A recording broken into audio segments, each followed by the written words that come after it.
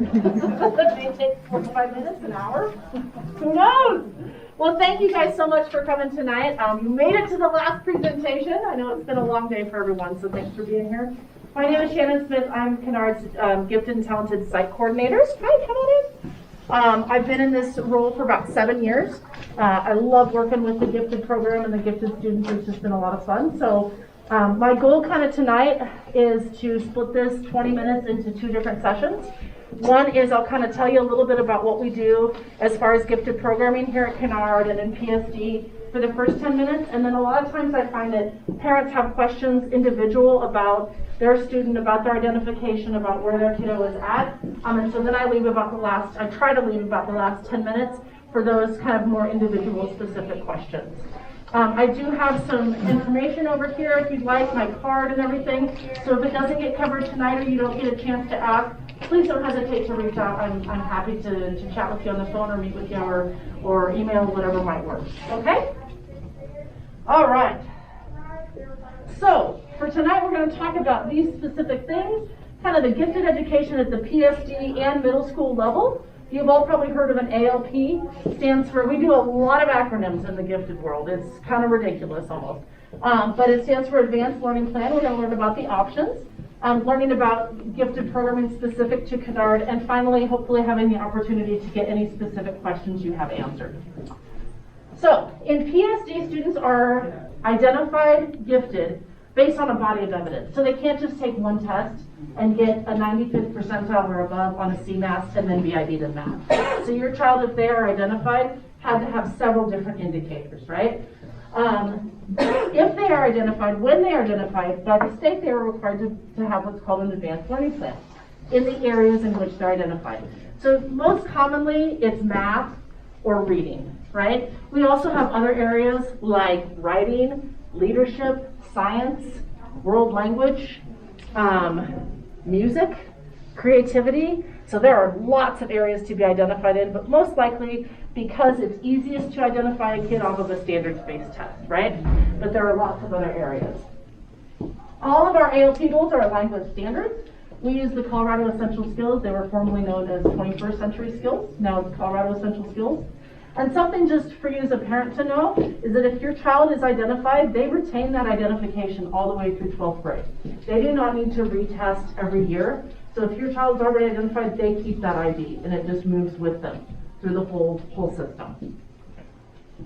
So at the middle school level, it looks a lot different than it did in elementary. If your child is identified in elementary, you're probably used to a pull-out class.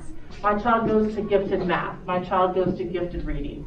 That type of a thing. At the middle school level, that doesn't necessarily exist anymore.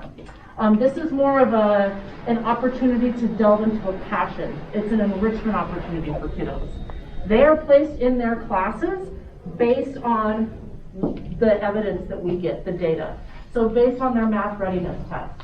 We want to make sure we're putting them where they're at, meeting where they're at, and helping them grow, right? So it's not a pull-out class. They'll be with their other peers, but based on what the data says.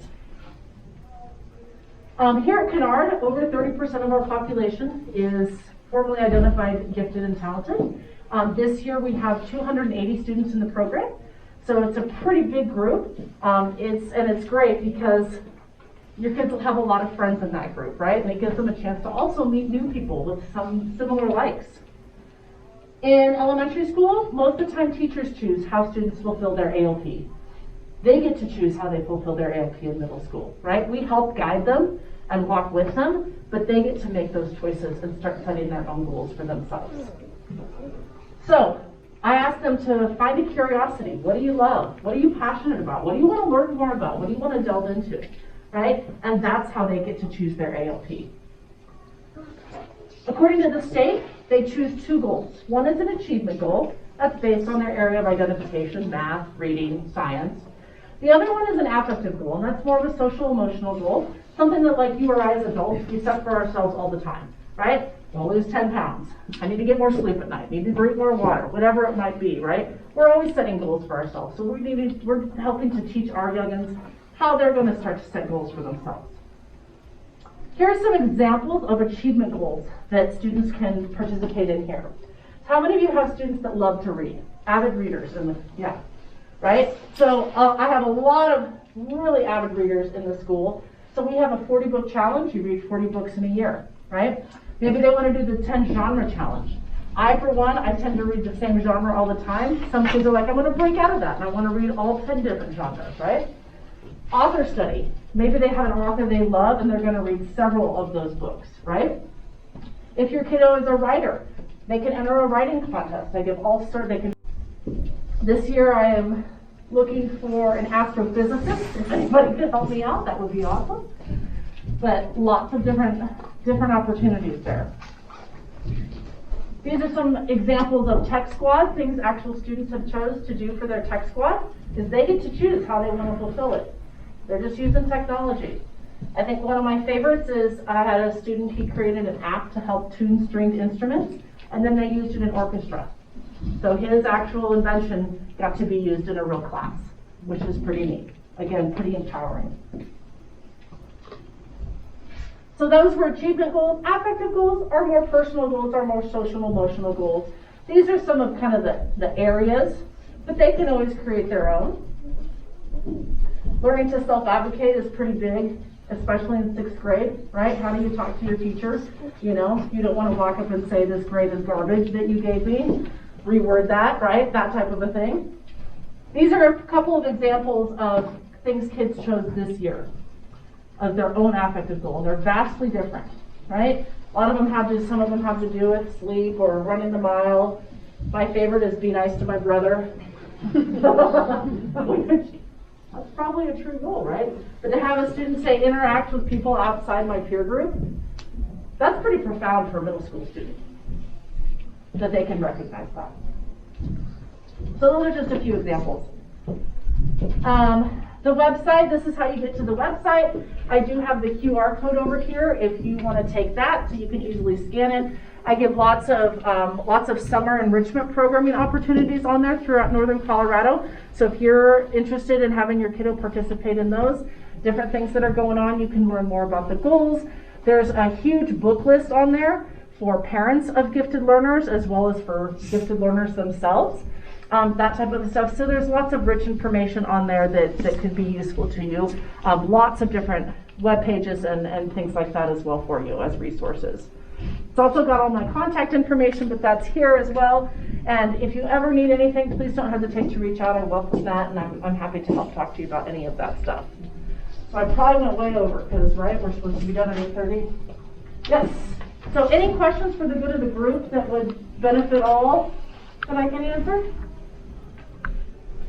So when do we get to know that our student is going to be in gifted and talented group or whatever stream it is or not? Like when they enter in 6th grade, is there like a timeline that you assess? But then you would be like looking at the report and talking to the teachers and all the other... Yes, I scour data all year because I'm constantly looking all the time to make sure, because I'm looking for that body of evidence, right? So we're constantly looking, especially after those standardized tests. Once that information's not embargoed and I can take a look at that, then I'm constantly trying to see, okay, where are we at and what can we provide for this student? So I look through the entire year. No, I mean when they enter in 6th grade, say in August when they're coming in, how do we know, say for example, math, whether they'll be going in the regular Okay, I see what you're saying. 7th, 8th. So part of that depends on what they're taking this year as a 5th grader. And then you can also have them take the math placement test at Kinard here in April. And that will kind of just help you pinpoint where they're at, meet them where they're at, and where we can grow. And that will... If they're already like done with 6th grade, and do they still need to take the... No, they would, if they've already done 6th grade, then most likely they're going into math 7A. Yeah, which is with 6th grade students. So they keep them with 6th grade students. They're not like, all right, you're going to take math 7A, you're the only 6th grader in an 8th grade class. That doesn't happen. They keep them with 6th graders. It would be terrifying. Yeah. So you're saying the incoming students will need to do the test in April? It depends on what they're taking this year. Like if they are in 5th grade math and you want them to take 7th grade math, you're going to have to make sure they take the incoming test. You can't just skip you know what I mean? So somebody from your school will send an email out? Yes. With the date? Yep, that will say, it's typically in April. And so you'll get information way before then. Anybody's welcome to come take that test. And I think it's a good opportunity to kind of see where your student is and make sure that we're meeting them where they need to be.